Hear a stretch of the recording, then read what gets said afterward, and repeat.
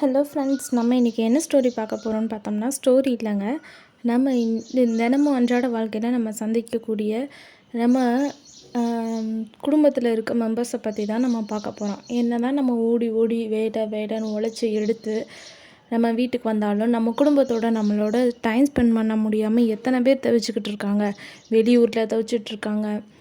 குடும்பம் வேலைக்கு போயிட்டு வந்தால் வீட்டை விட்டால் வேலைன்னே இருந்துக்கிட்டு குடும்பத்தோட டைம் ஸ்பெண்ட் பண்ண முடியாமல் நிறையா பேர் இருக்காங்க ஃப்ரெண்ட்ஸ். அவங்களுக்கு தான் இந்த ஸ்டோரி.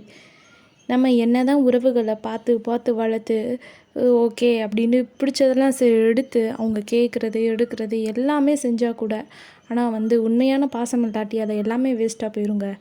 பாசன்றது எல்லாமே மனசுலேருந்து வரக்கூடியதுங்க. அதாவது ஒருத்தருக்கு இதுதான் தேவைப்படும், இதுதான் தேவைப்படாதுன்றது தெரிஞ்சு வச்சு நம்ம நடக்கிறதாங்க உண்மையான பாசம்.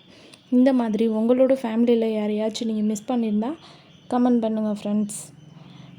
என்றைக்குமே உடஞ்ச கண்ணாடி மாதிரி கண்ணாடி நம்ம பார்க்கும்போது ஓகே நல்லாயிருக்கு அப்படின்ற மாதிரி தான் தோணும் நம்ம குடும்பமும். அது கண்ணாடி உடஞ்சதுக்கப்புறம் தாங்க தெரியும் அவங்களோட பல அந்த கண்ணாடி உடஞ்சதுக்கப்புறம் அதுக்கு பல ரூபங்கள் உண்டுங்க.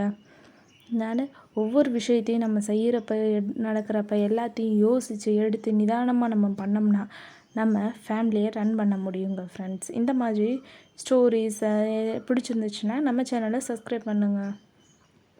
தேங்க்யூ ஃபார் வாட்சிங்.